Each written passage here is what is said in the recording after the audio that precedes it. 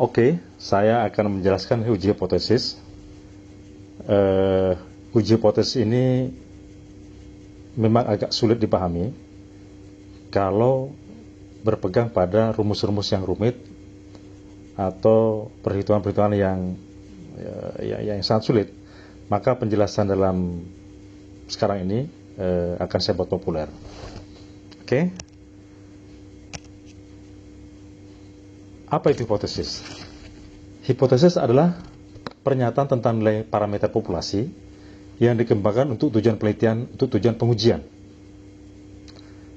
Berdasarkan bukti sampel, kita ambil percobaan, buat percobaan, dan teori peluang, teori probabilitas. Kita menganalisis apakah hipotesis tersebut adalah pernyataan yang logis atau masuk akal, sehingga tidak boleh ditolak, atau masuk akal, sehingga tidak boleh ditolak, sehingga harus ditolak. Oke, saya ambil contoh. Dalam peti ini ada 1 juta kelereng merah.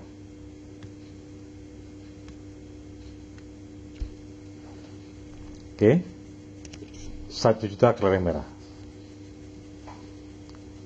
Statementnya, semua kelereng dalam peti berwarna merah. Semua.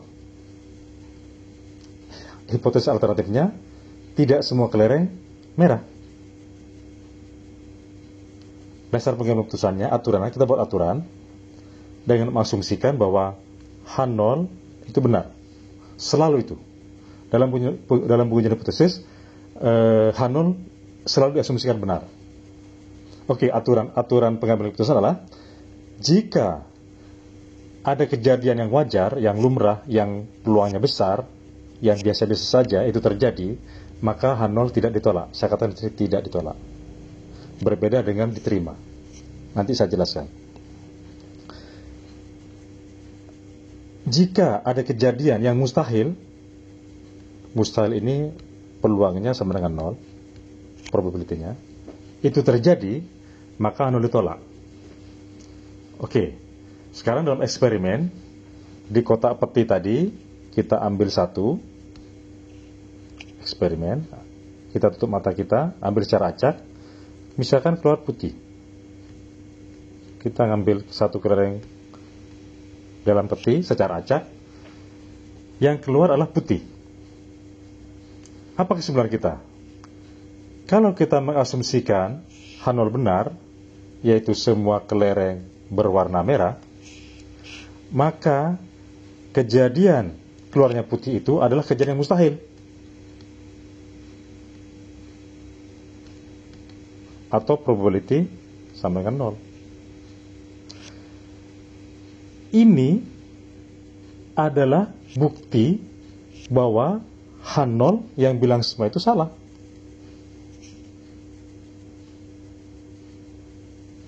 Sehingga kesimpulan kita adalah tidak semua kelereng dalam peti berwarna merah. Itu kesimpulan kita. Tetapi, andai kata dalam percobaan keluar merah, kalau semua kelereng merah, ya, lalu kita ambil 1 secara acak keluar merah, ini kan lumrah-lumrah saja. Kejadian yang wajar saja. Kejadian biasa saja. Maka H0 tidak ditolak. Kata-kata tidak ditolak, kita tidak bisa mengatakan, tidak ada bukti bahwa H0 salah. Tetapi kita tidak menerima bahwa semua kelereng merah. Kita tidak mengatakan, kita tidak membenarkan bahwa semua kelereng merah. Tapi kita tidak menolak, tidak ada bukti bahwa semua bedanya tidak menolak sama menerima. Dengan kejadian mengambil sampel, 1 sampel adalah merah, kita tidak membuktikan bahwa semua kelereng merah. Tapi tidak ada bukti yang mengatakan H0 salah, semua kelereng merah itu salah. Bisa jadi dalam peti itu ada satu atau dua kelereng putih. Bisa jadi juga semua kelereng. Oleh karena itu, hipotesis itu adalah membuktikan H0 salah, tidak membuktikan H0 benar. Sehingga kata-kata di sini, ya, tidak ditolak. Kita mengatakan tidak ditolak. Yang mengatakan semua kelereng merah tidak ditolak. Tapi kita tidak setuju bahwa tidak membenarkan bahwa semua kelereng merah. Yang kita buktikan adalah kalau ada bukti H0 salah. Oke, saya ulang lagi. Yang hipotesis adalah membuktikan H0 salah, tidak membuktikan H0 benar. Analoginya begini. Analoginya adalah ada seseorang dituduh melakukan kejahatan. Misalkan saya adalah hakimnya. Ada seorang anak dituduh mencuri ayam misalkan. Saya hakimnya. Saya katakan, saya tanya pada saksi-saksi, adakah bukti bahwa anak ini mencuri ayam? Tidak ada, Pak Hakim. Tidak ada bukti salah. Maka dia bebas. Si anak itu bebas. Tapi apakah anak itu mencuri ayam? Saya bilang saya tidak tahu. Tidak ada bukti dia salah. Boleh jadi dia mencuri ayam, tapi tidak ada bukti dia salah. Sehingga di sini jadi analogi itu membuktikan bahwa hipotesis adalah membuktikan H0 salah, tidak membuktikan H0 benar. Oke, saya kembali lagi kepada tadi. Dalam statistik kita tidak bisa mengatakan hal yang mustahil, yang probabilitasnya 0. Tetapi yang kita gunakan di dalam statistik adalah kejadian yang hampir tidak mungkin terjadi, atau kejadian yang luar biasa. Sehingga dalam contoh ini, saya buat contoh lagi. Dalam peti ini ada satu kelereng putih di antara 1.000.000 kelereng merah. Hipotesisnya. Hipotesis alternatifnya,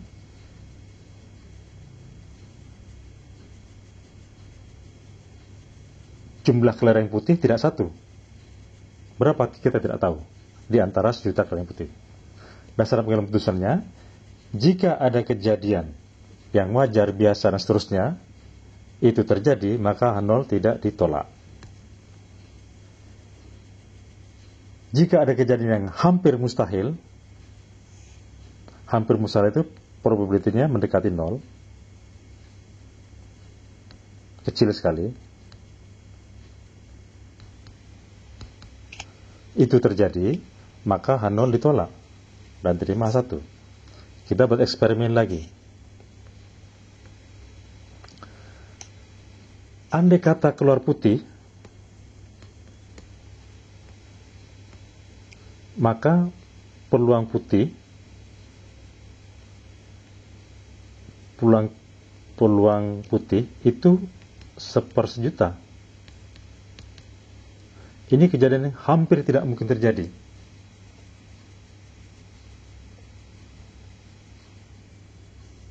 Ini bukti bahwa hampir mustahil terjadi. Ini bukti bahwa H0 salah, yang mengatakan hanya satu kelereng putih.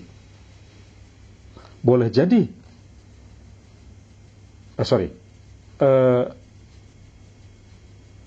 yang mengatakan hanya satu kelereng putih itu salah.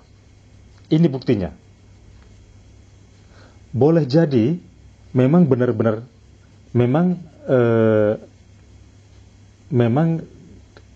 kita dapat putih. Tapi peluang mendapatkan putih kan 1/1.000.000. Itu hampir tidak mungkin terjadi.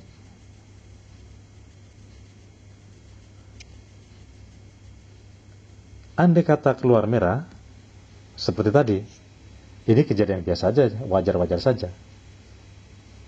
Tapi apakah satu? Kita tidak bisa buktikan bahwa hanya satu. Bisa 2, bisa 3, bisa 5.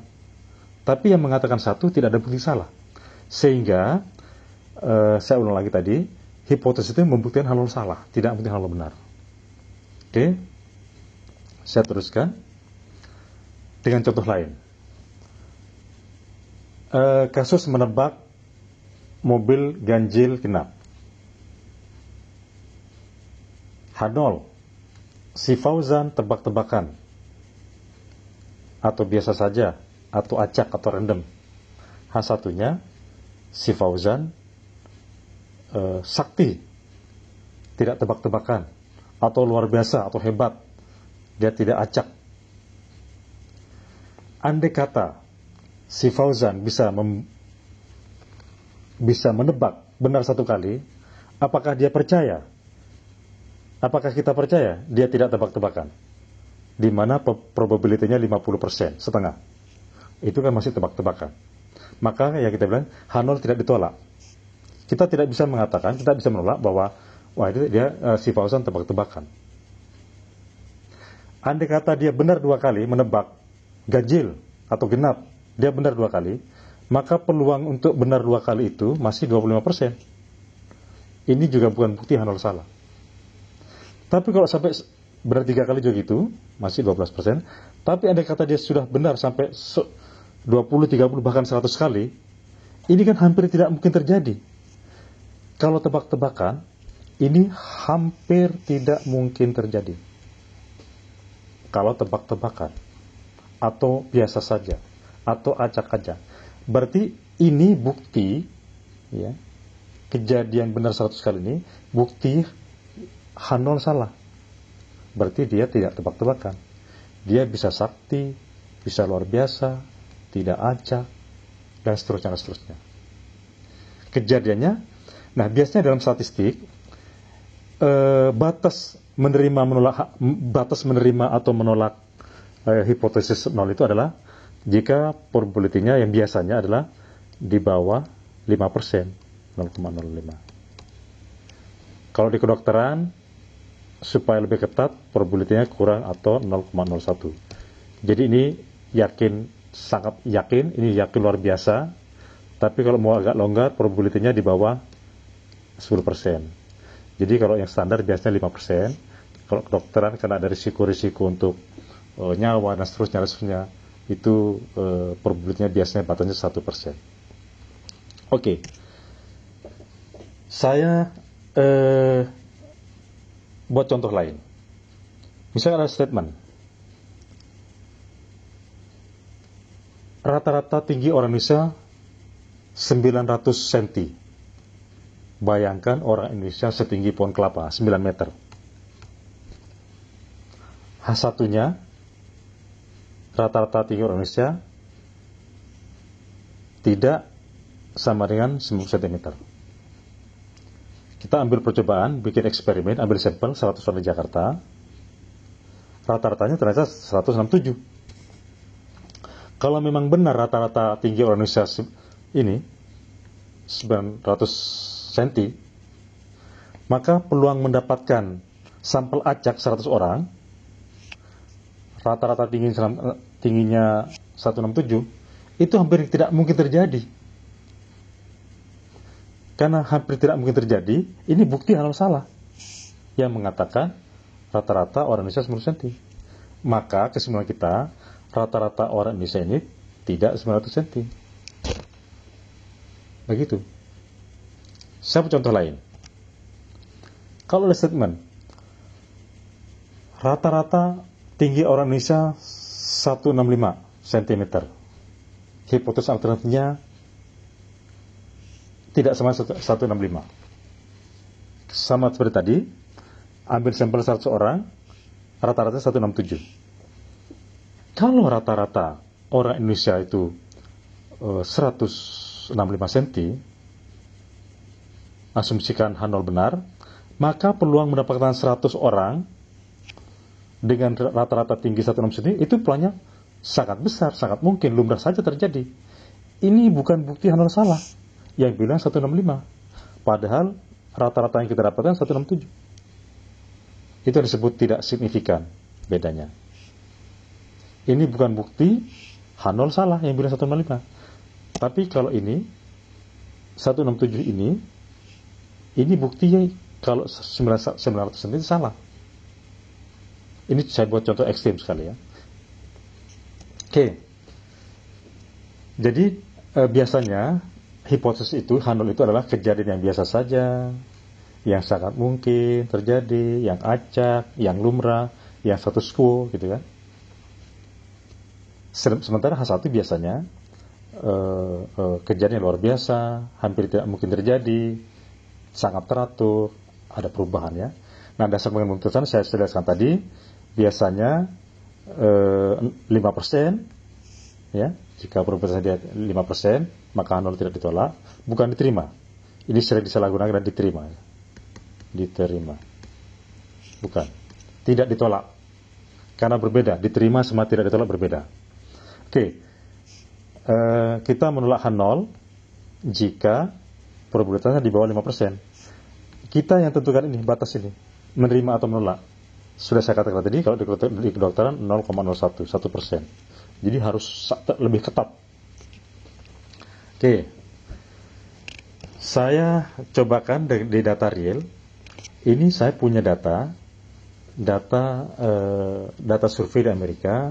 Ini data survei tahun 91.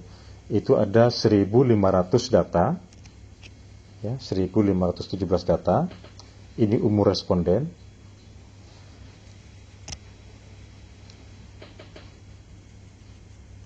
Tiga orang tidak mengisi data umur, hanya ada 1.514 data, minimum 18 tahun umurnya, maksimum 89, rata-ratanya 45,63. Standar deviasi ini 17. Nah, andai kata 1.500 orang ini saya anggap adalah populasinya, anggaplah karyawan sebuah pabrik 1.500 orang ini, atau penduduk sebuah desa, kita anggap di populasi. Oke. Kita pura-pura tidak tahu, ya, bahwa rata-rata sebenarnya itu adalah 45,63. Kita pura-pura tidak tahu. Kita ambil secara acak 100 orang dari 1.500 itu. Responden ke-9 terpilih usianya 57. Oke. Responden ke-12 terpilih usianya 67. Responden ke-20 terpilih rata-ratanya umurnya 55 dan seterusnya. Kita uji. Kita pura-pura tidak tahu. Kita uji hipotesis orang di H0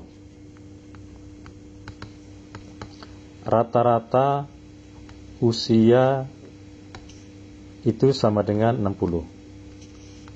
H1 rata-rata usia tidak sama dengan 60. Ini T-value-nya 60. Ya. Hipotesis dasar pengambilan keputusannya sama dengan tadi. Kalau di bawah 5%, ini dasar pengambilan keputusannya, ya. Jika di bawah 5%, H0 ditolak. Oke.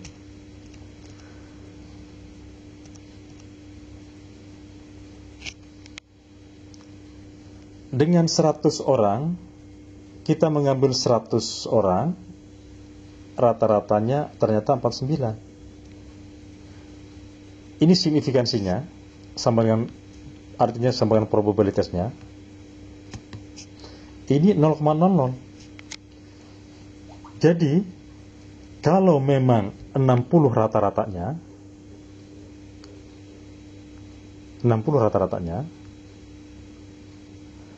peluang mendapatkan 100 orang, rata-ratanya 49, itu hampir tidak mungkin, 0,00. Jadi ini bukti H0 salah, yang bilang rata-rata orang itu adalah 60. Maka yang diterima H1. Ya. Jadi rata-rata rata-rata usia penduduk itu tidak sama 60. Berapa? Kita tidak tahu. Kita hanya membuktikan H0 salah. Tapi yang kita tahu, kalau mau diprediksi, ya pakai ini. 49. Oke. Sekarang hipotesisnya kita ubah. Hipotesis 0, rata-rata usia 50.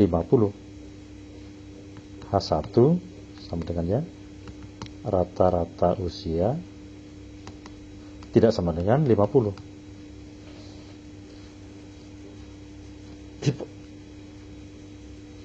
Dari 1.500 orang itu kita ambil 100 orang sampelnya, rata-ratanya 49, probability-nya 0,721.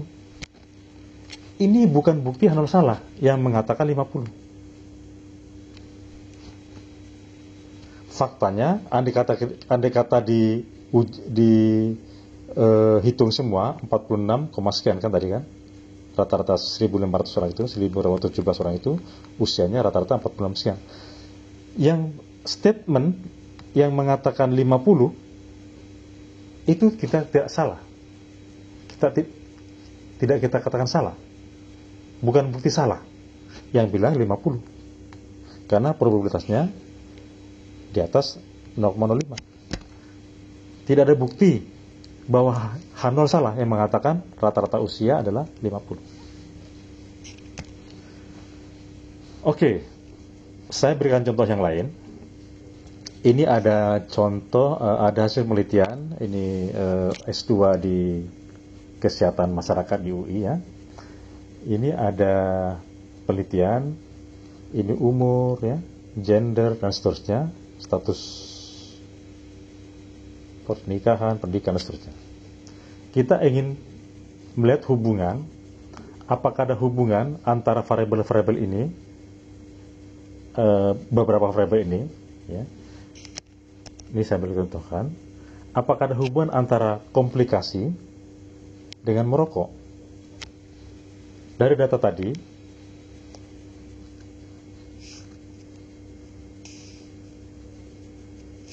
dua puluh lima orang yang komplikasi, 7 tidak merokok, 18 merokok. Dari 80 orang yang tidak komplikasi, 66 tidak merokok, 14 merokok. Kejadian ini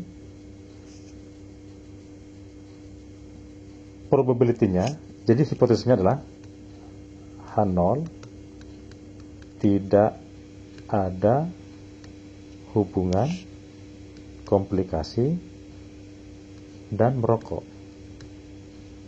H1 ada hubungan komplikasi dan merokok. Dasar pengeputusan sama dengan tadi. Jika di bawah 5% H0 ditolak. Ini signifikansinya, probabilitasnya 0,00. Jadi ini ada hubungan antara komplikasi dan merokok. Supaya lebih jelas, data ini akan buatkan chartnya. Demikian. Yang komplikasi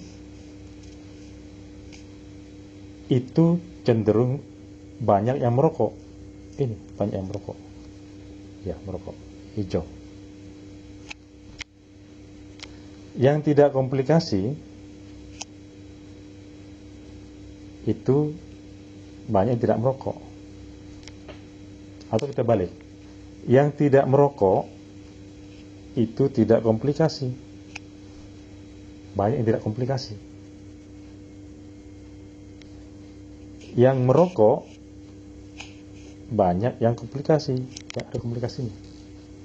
Jadi ada kecenderungan yang merokok komplikasi, ya, yang merokok komplikasi, ini merokok komplikasi, ya, tidak merokok tidak komplikasi. Di sini. Ya. Oke, contoh yang lain. Apakah ada hubungan gender sama merokok? probability-nya 0,0, berarti ada hubungan. Ini saya catkan ya. Gender, semua perempuan tidak merokok. Ini tidak merokok. Tidak ada yang merokok di sini. Yang iya. Laki-laki jauh lebih banyak yang merokok, banyak cenderung merokok. Jadi kesimpulannya, perempuan cenderung tidak merokok. Perempuan cenderung tidak merokok, laki-laki cenderung merokok. Itu kesimpulan kan? Probabilitasnya ini. Oke. Apakah ada hubungan antara gender dan pendidikan? Di sini probabilitasnya 7%. 70%. Tidak. Hanol tidak tolak yang mengatakan tidak hubungan. Ini contohnya. Jadi yang perempuan ini yang rendah pendidikannya, ini yang tinggi pendidikannya. Yang laki-laki ini yang rendah pendidikannya, ini yang tinggi pendidikannya. Jadi laki-laki, perempuan dan laki-laki dalam hal pendidikan tidak berbeda komposisinya. Tidak ada perbedaan. Tidak ada kecenderungan misalkan perempuan rendah atau laki-laki tinggi, tidak.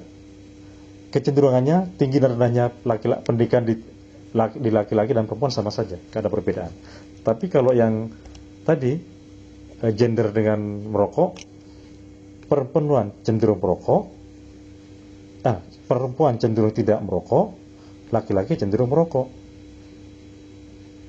Yang ini, yang ada komplikasi cenderung adalah orang yang merokok. Yang tidak ada komplikasi banyakkan, jauh lebih banyak yang tidak merokok.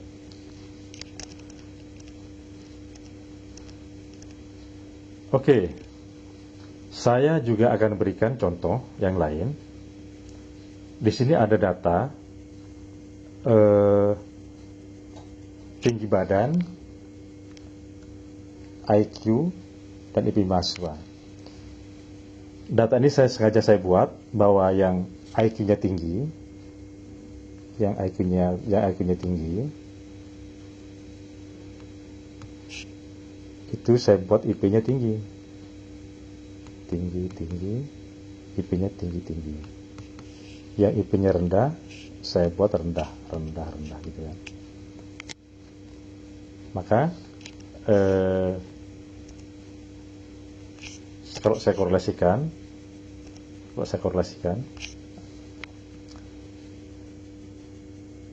apakah ada hipotesisnya H0? Tidak ada hubungan IQ dan IP. H1 ada hubungan IQ dan IP.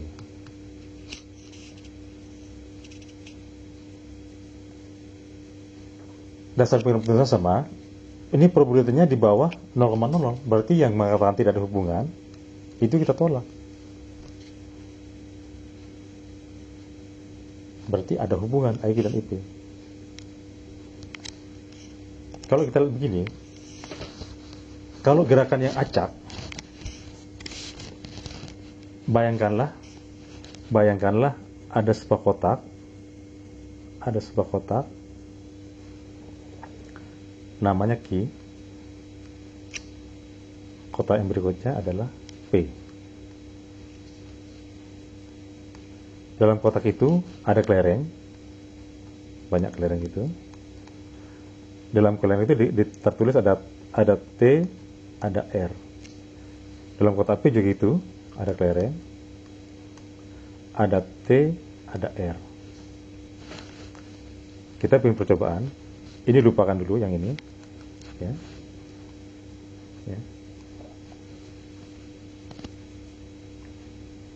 Kotak Q dan kotak P.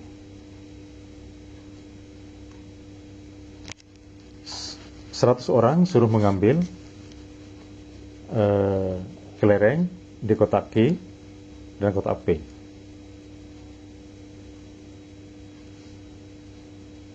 Secara acak. Yang kemungkinannya adalah TT, kelereng T dan T, TR, dan RR atau RT.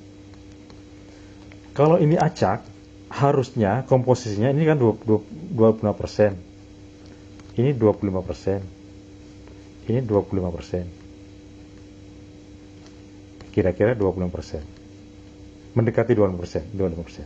Harusnya kalau acak. Tapi kalau sampai terjadi ini mendekati 0, bahkan 0, ini mendekati 0, bawah 0, kan hampir tidak mungkin kalau sampai TR, kalau acak, nggak mungkin ini 0, mendekati 0, T dan R nanti mendekati 0.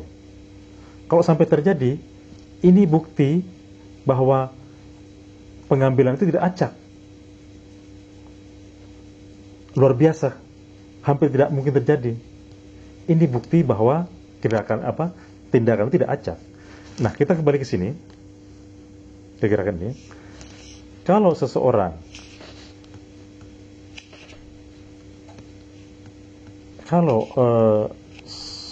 banyak orang, ketika IQ-nya tinggi, IP-nya tinggi. Yang IQ-nya tinggi, tinggi. Yang IQ-nya rendah, IP-nya rendah.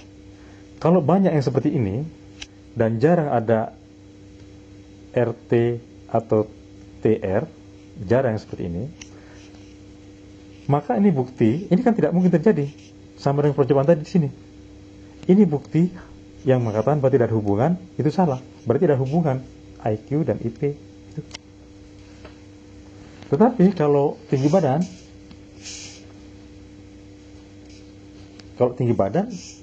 kejadian yang ngacak. Orang yang IP-nya tinggi, badannya ada tinggi, ada yang rendah, gitu ya.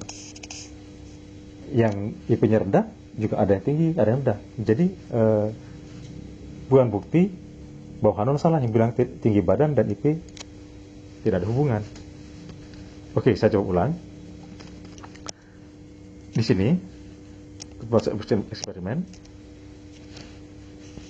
tidak ada hubungan antara IQ dan IP. Ada hubungan. Ini probabilitasnya 0,00. Jadi ada bukti bahwa Hanon salah. Sementara IP dan tinggi badan, kejadian begini biasanya. IP, tinggi badan. Ini TT, ini bisa TR, ini TT, ini RR, ini RT. Yang IP-nya tinggi, ada yang tinggi, ada yang rendah. Yang IP-nya rendah, ada yang berarti tinggi, ada yang rendah. Ini bukan bukti Hanon salah di atas 5%. Sehingga tidak ada hubungan antara tinggi badan dan IP. Oke. Coba saya praktekkan data yang dari data aslinya. Ini tadi data mahasiswa, ya. Analyze apakah ada hubungan antara IQ dan IP. Analyze, correlate, bivariate. Ini, oke. Ini hasilnya. Oke, tidak ada hubungan, probabilitasnya di bawah 5%, berarti ada bukti Hanon salah yang bilang IP dan IQ tidak ada hubungan. Berarti ada hubungan IP dan IQ. Korelasinya 0,8. Analyze, saya coba apakah ada hubungan antara tinggi badan dan IP. Tinggi badan, ini 0,411. Hanon tidak ditolak, yang mengatakan tidak ada hubungan.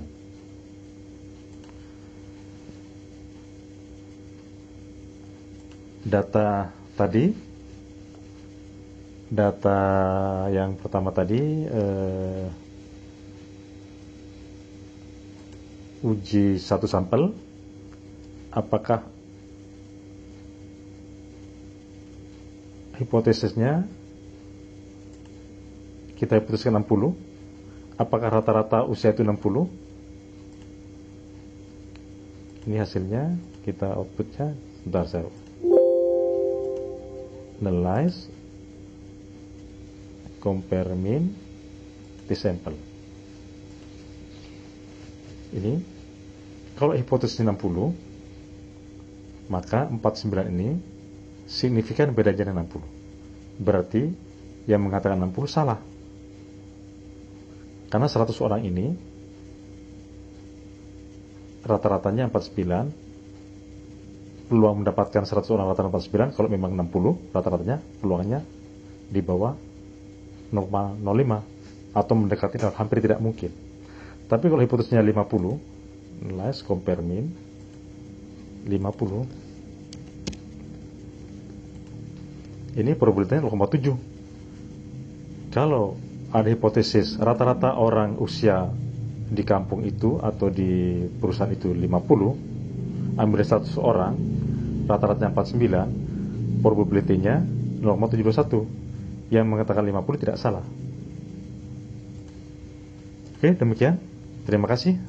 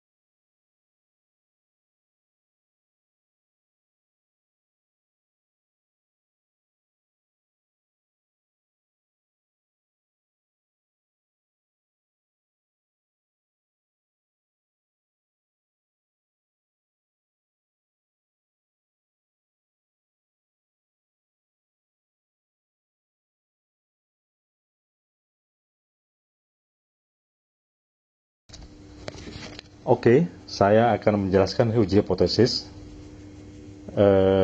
Uji hipotesis ini memang agak sulit dipahami kalau berpegang pada rumus-rumus yang rumit atau perhitungan-perhitungan yang sangat sulit. Maka penjelasan dalam sekarang ini akan saya buat populer. Oke. Apa itu hipotesis? Hipotesis adalah pernyataan tentang nilai parameter populasi yang dikembangkan untuk tujuan penelitian, untuk tujuan pengujian. Berdasarkan bukti sampel, kita ambil percobaan, buat percobaan, dan teori peluang, teori probabilitas. Kita menganalisis apakah hipotesis tersebut adalah pernyataan yang logis atau masuk akal, sehingga tidak boleh ditolak, atau masuk akal, sehingga tidak boleh ditolak, sehingga harus ditolak. Oke, saya ambil contoh. Dalam peti ini ada 1 juta kelereng merah.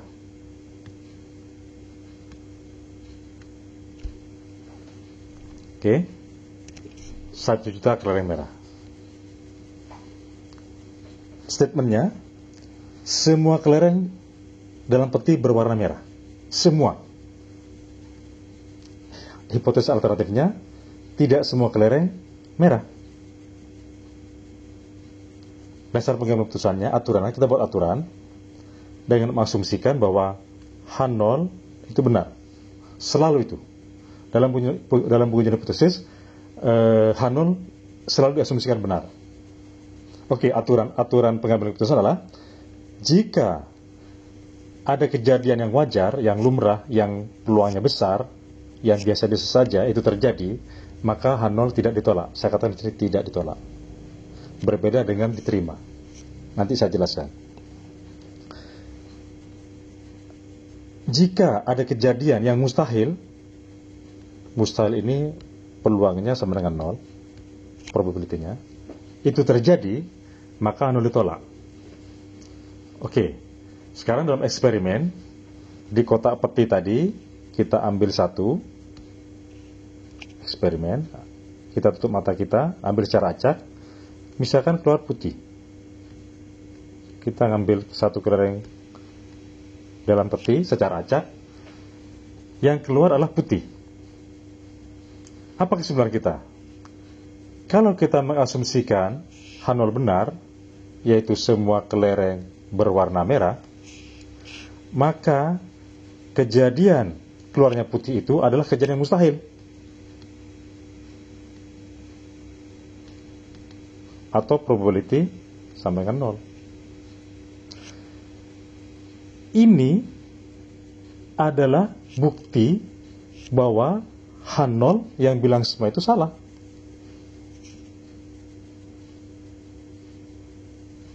Sehingga kesimpulan kita adalah tidak semua kelereng dalam peti berwarna merah.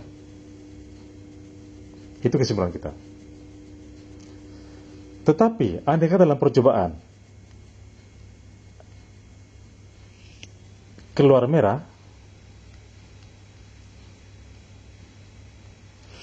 kalau semua kelereng merah, ya, lalu kita ambil 1 secara acak keluar merah, ini kan lumrah-lumrah saja, kejadian yang wajar saja, kejadian biasa saja, maka H0 tidak ditolak. Kata-kata tidak ditolak, kita tidak bisa mengatakan, tidak ada bukti bahwa H0 salah. Tetapi kita tidak menerima bahwa semua kelereng merah. Kita tidak mengatakan, kita tidak membenarkan bahwa semua kelereng merah. Tapi kita tidak menolak, tidak ada bukti bahwa semua bedanya tidak menolak sama menerima. Dengan kejadian mengambil sampel, 1 sampel adalah merah, kita tidak membuktikan bahwa semua kelereng merah. Tapi tidak ada bukti yang mengatakan H0 salah, H0 semua kelereng merah itu salah. Bisa jadi dalam peti itu ada 1 atau 2 kelereng putih.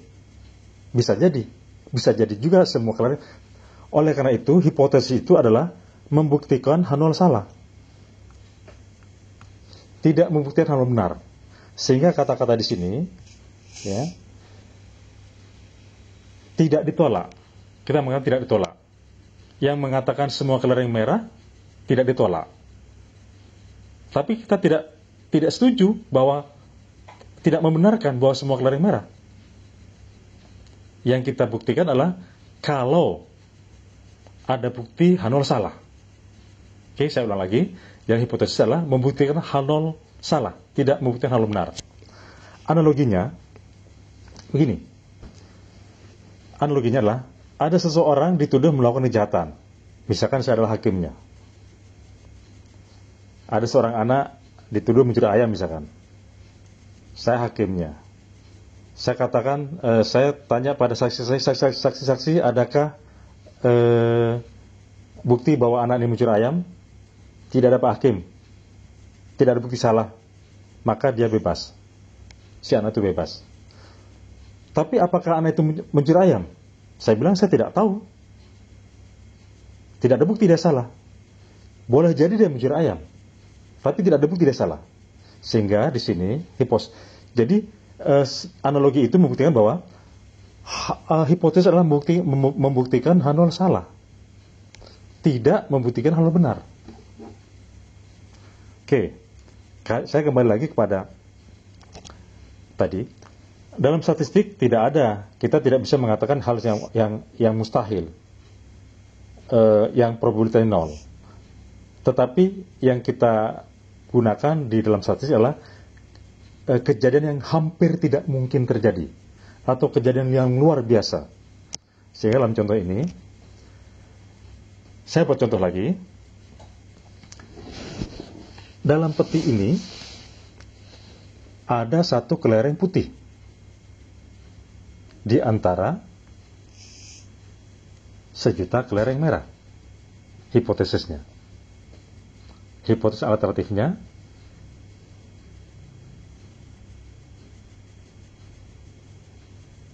jumlah kelereng putih tidak satu. Berapa kita tidak tahu. Di antara 1.000.000 kelereng putih. Berdasarkan pengambilan putusannya, jika ada kejadian yang wajar, biasa, dan seterusnya, itu terjadi, maka H0 tidak ditolak. Jika ada kejadian yang hampir mustahil itu probability-nya mendekati 0, kecil sekali, itu terjadi, maka H0 ditolak dan terima 1. Kita buat eksperimen lagi. Andai kata keluar putih, maka peluang putih,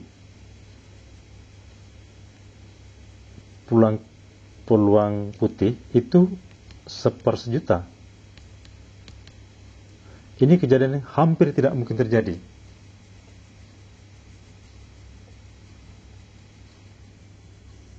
Ini bukti bahwa hampir mustahil. Ini bukti bahwa H0 salah, yang mengatakan hanya satu kelereng putih. Boleh jadi,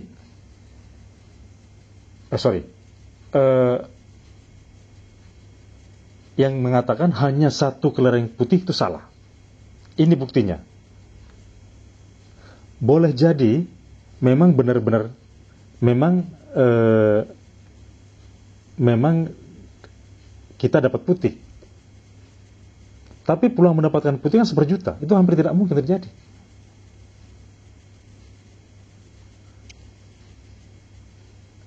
Andai kata keluar merah, seperti tadi, ini kejadian biasa saja, wajar-wajar saja. Tapi apakah 1? Kita tidak bisa membuktikan bahwa hanya 1. Bisa 2, bisa 3, bisa 5. Tapi yang mengatakan 1 tidak ada bukti salah. Sehingga saya ulang lagi tadi, hipotesis itu membuktikan H0 salah, tidak membuktikan H0 benar. Oke, saya teruskan dengan contoh lain.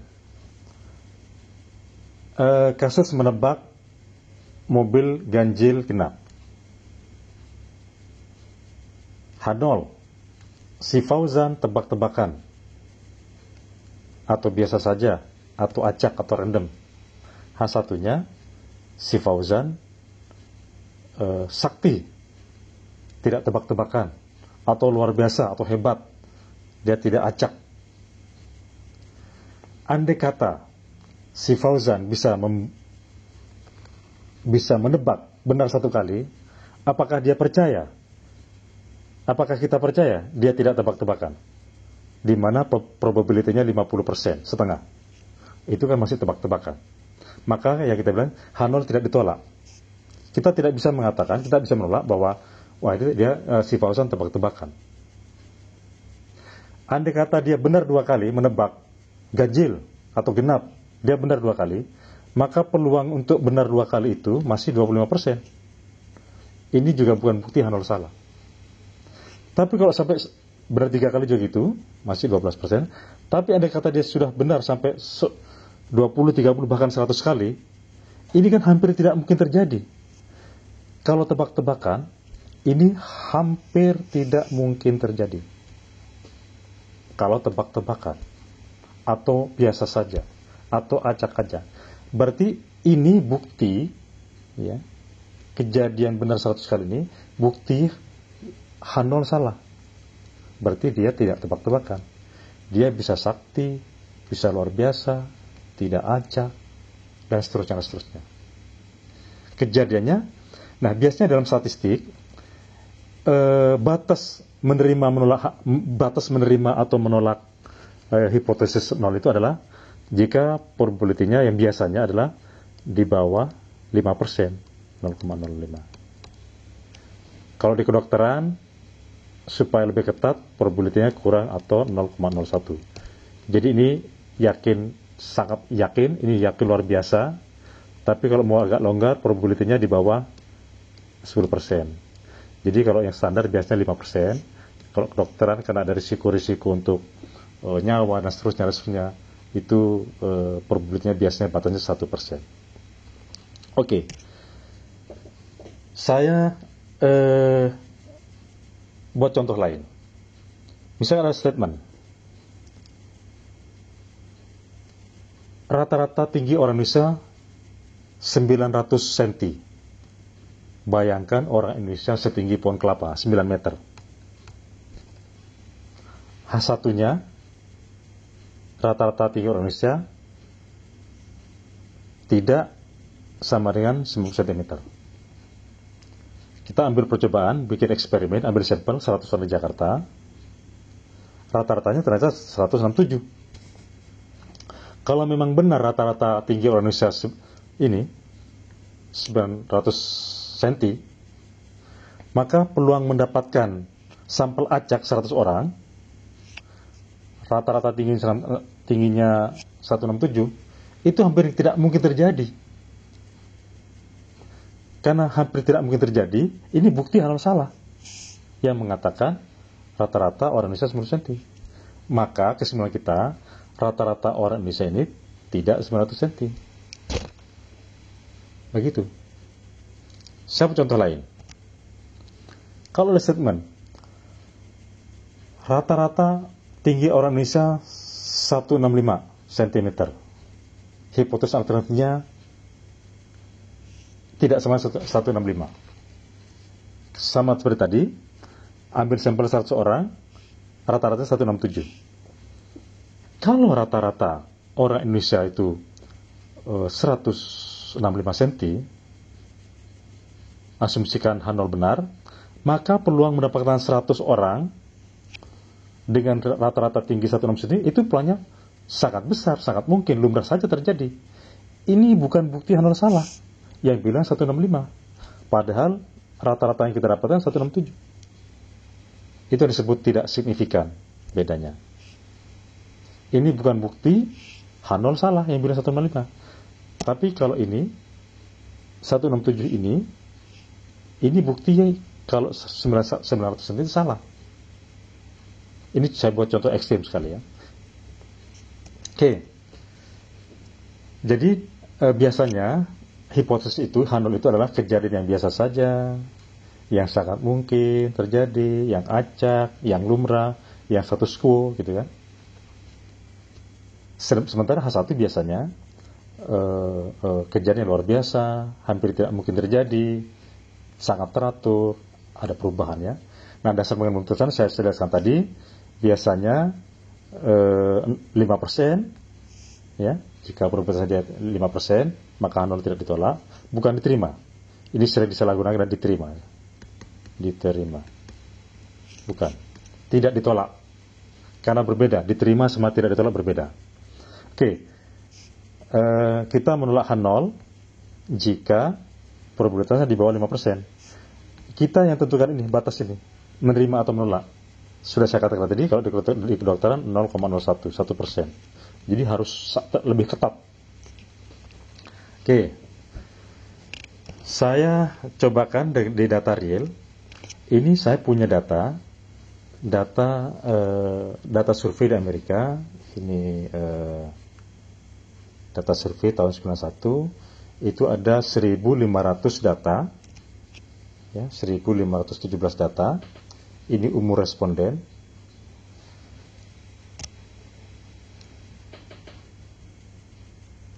Tiga orang tidak mengisi data umur, hanya ada 1.514 data, minimum 18 tahun umurnya, maksimum 89, rata-ratanya 45,63.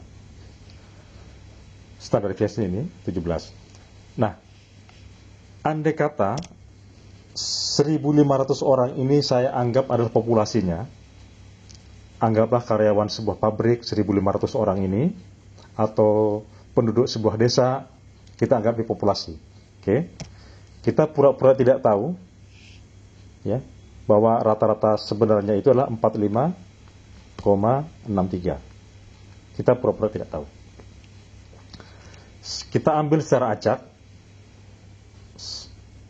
100 orang dari 1.500 itu. Responden ke-9 terpilih usianya 57. Oke. Responden ke-12 terpilih usianya 67. Responden ke-20 terpilih rata-ratanya umurnya 55, dan seterusnya. Kita uji. Kita pura-pura tidak tahu. Kita uji hipotesis orang di H0 rata-rata usia itu sama dengan 60. H1 rata-rata usia tidak sama dengan 60. Ini T-value-nya 60, ya. Hipotesis dasar pengambilan putusannya sama dengan tadi. Kalau di bawah 5%, ini dasar pengambilan putusannya, ya. Jika di bawah 5%, H0 ditolak. Oke.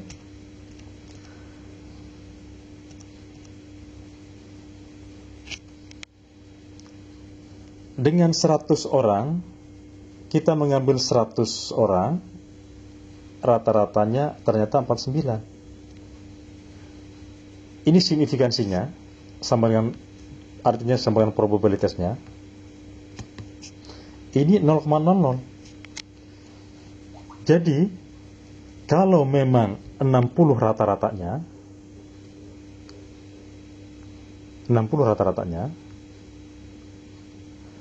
peluang mendapatkan 100 orang, rata-ratanya 49, itu hampir tidak mungkin, 0,00. Jadi ini bukti H0 salah, yang bilang rata-rata orang itu adalah 60.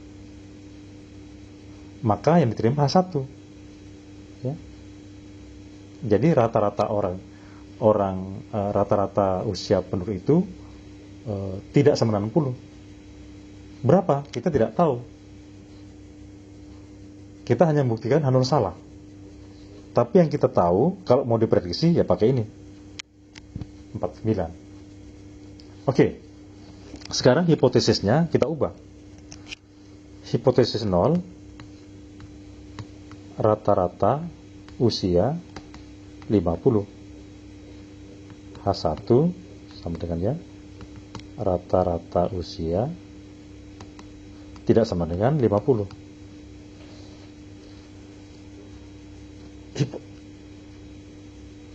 Dari 1.500 orang itu, kita ambil 100 orang sampelnya, rata-rata 49, probability-nya 0,721. Ini bukan bukti H0 salah yang mengatakan 50. Faktanya, andai kata hitung semua 46, sekian kan tadi kan, rata-rata 1.500 orang itu, 1.517 orang itu usianya rata-rata 46 sekian. Yang statement yang mengatakan 50 itu kita tidak salah. Tidak kita katakan salah. Bukan bukti salah. Yang bilang 50. Karena probabilitasnya di atas 0,05. Tidak ada bukti bahwa H0 salah yang mengatakan rata-rata usia adalah 50. Oke, saya berikan contoh yang lain. Ini ada contoh, ada hasil penelitian, ini S2 di Kesehatan Masyarakat di UI ya. Ini ada penelitian, ini umur ya, gender dan seterusnya, status pernikahan, pendidikan dan seterusnya. Kita ingin melihat hubungan, apakah ada hubungan antara variabel-variabel ini, beberapa variabel ini ya. Ini saya ambil contohkan. Apakah ada hubungan antara komplikasi dengan merokok? Dari data tadi,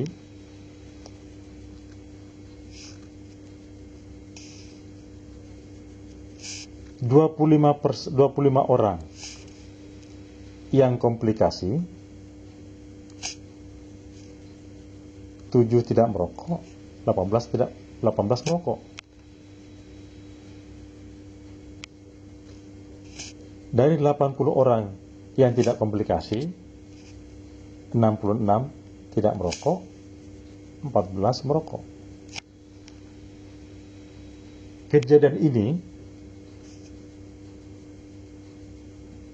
probability-nya, jadi hipotesisnya adalah H0 tidak ada hubungan komplikasi dan merokok. H1 ada hubungan komplikasi dan merokok. Dasar penentuan sama dengan tadi. Jika di bawah 5% H0 ditolak.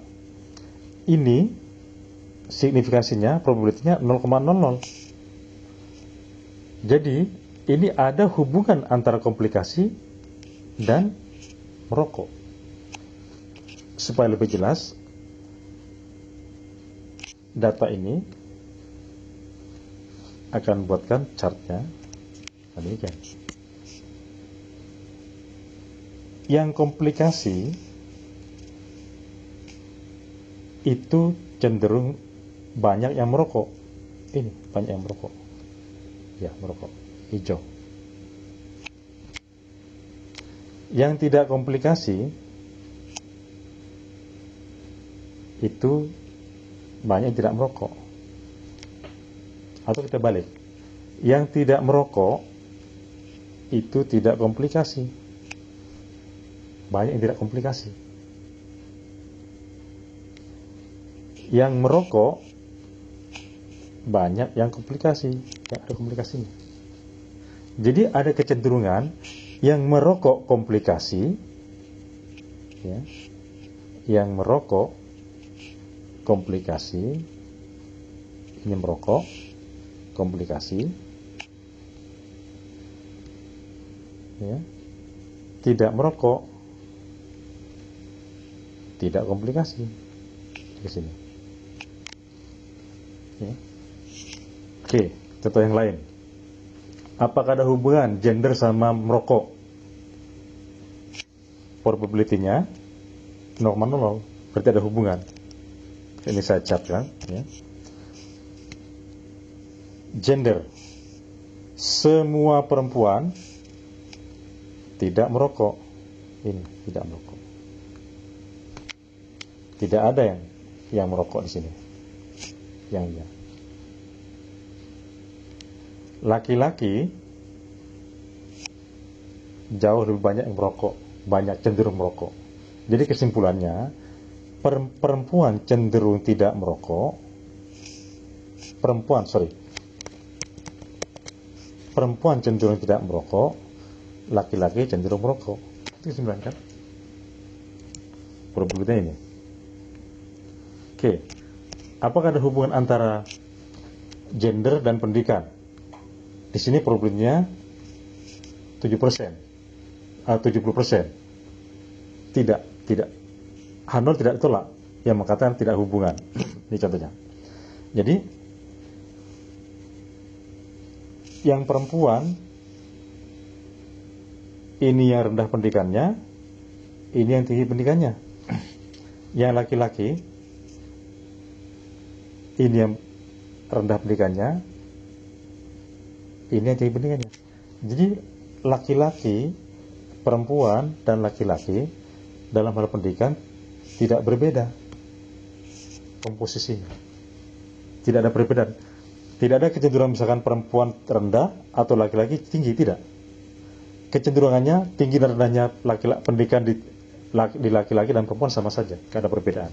Tapi kalau yang tadi gender dengan merokok, perempuan cenderung merokok, perempuan cenderung tidak merokok, laki-laki cenderung merokok. Yang ini, yang ada komplikasi cenderung adalah orang yang merokok. Yang tidak ada komplikasi, banyakkan, jauh lebih banyak yang tidak merokok.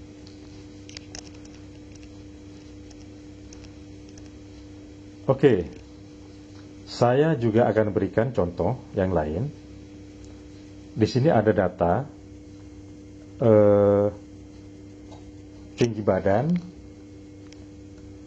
IQ, dan IP mahasiswa.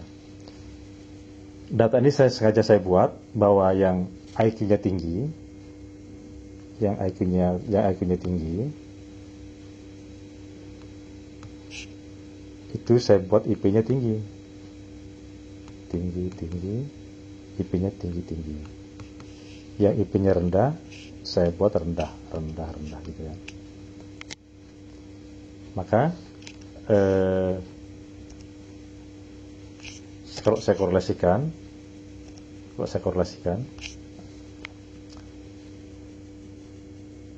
apakah ada hipotesisnya H0? Tidak ada hubungan IQ dan IP. H1 ada hubungan IQ dan IP.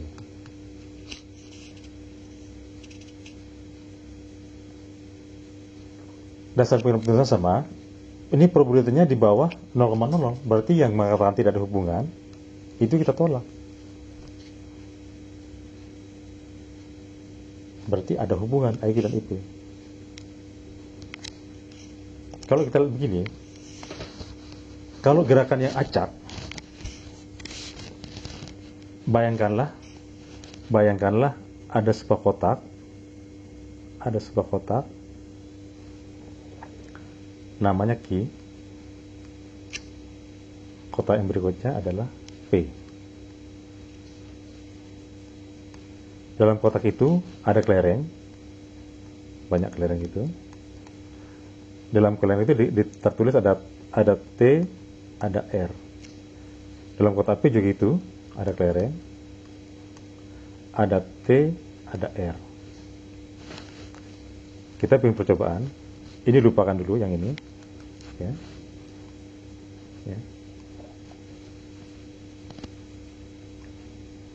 Kotak Q dan kotak P.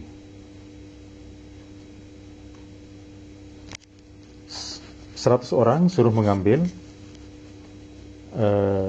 kelereng di kotak Q dan kotak P.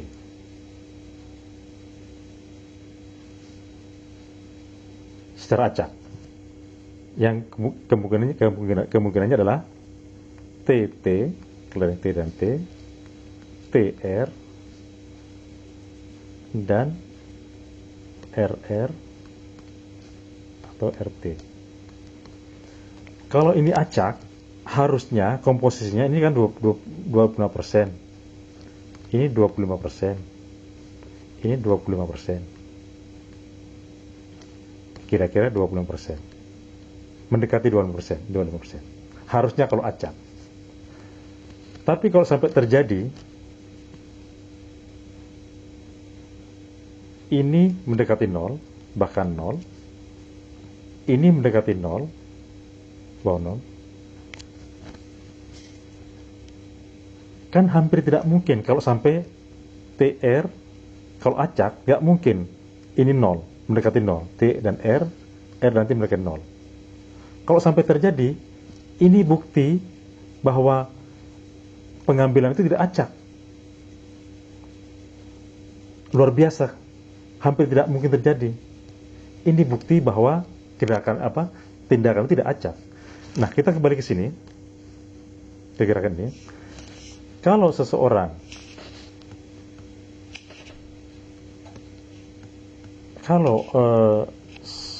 banyak orang, ketika IQ-nya tinggi, IP-nya tinggi. Yang IQ-nya tinggi, tinggi. Yang IQ-nya rendah, IP-nya rendah. Kalau banyak yang seperti ini, dan jarang ada RT atau TR, jarang yang seperti ini, maka ini bukti, ini kan tidak mungkin terjadi. Sama dengan percobaan tadi di sini. Ini bukti yang mengatakan bahwa tidak ada hubungan, itu salah. Berarti ada hubungan IQ dan IP. Tetapi kalau tinggi badan, kejadian yang ngacak. Orang yang IP-nya tinggi, badannya ada tinggi, ada yang rendah, gitu ya. Yang IP-nya rendah juga ada yang tinggi, ada yang rendah. Jadi bukan bukti bahwa Hanol salah yang bilang tinggi badan dan IP tidak ada hubungan. Oke, saya coba ulang. Di sini eksperimen tidak ada hubungan antara IQ dan IP. Ada hubungan. Ini probabilitasnya 0,00. Jadi ada bukti bahwa Hanol salah. Sementara IP dan tinggi badan kejadian begini biasanya. IP tinggi badan. Ini TT, ini bisa TR, ini TT, ini RR, ini RT. Yang IP-nya tinggi, ada yang tinggi, ada yang rendah. Yang IP-nya rendah, ada yang berarti tinggi, ada yang rendah. Ini bukan bukti Hanol salah di atas 5%. Sehingga tidak ada hubungan antara tinggi badan dan IP. Oke. Coba saya praktekkan data yang dari data aslinya. Ini tadi data mahasiswa, ya, analyze apakah ada hubungan antara IQ dan IP, analyze, correlate, bivariate, ini, oke, ini hasilnya, oke, tidak ada hubungan, probabilitasnya di bawah 5%, berarti ada bukti Hanol salah yang bilang IP dan IQ tidak ada hubungan. Berarti ada hubungan IP dan IQ. Korelasinya 0,8. Analyze, saya coba apakah ada hubungan antara tinggi badan dan IP. Tinggi badan ini 0,411. H0 tidak ditolak, yang mengatakan tidak ada hubungan.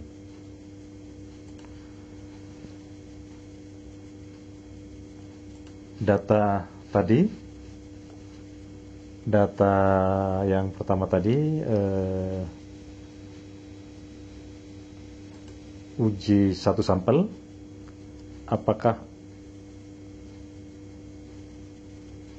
hipotesisnya kita hipotesis 60, apakah rata-rata usia itu 60? Ini hasilnya, kita outputnya, sebentar saya analyze, compare mean, di sampel. Ini kalau hipotesisnya 60, maka 49 ini signifikan bedanya dengan 60.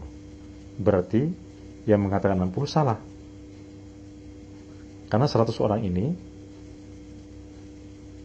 rata-ratanya 49, peluang mendapatkan 100 orang rata-rata 49, kalau memang 60 rata-ratanya peluangnya di bawah 0,05 atau mendekati hampir tidak mungkin.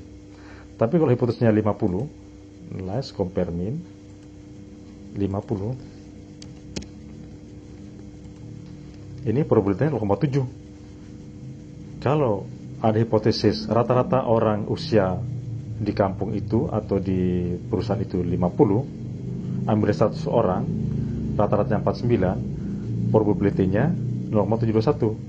Yang mengatakan 50 tidak salah. Oke, demikian. Terima kasih.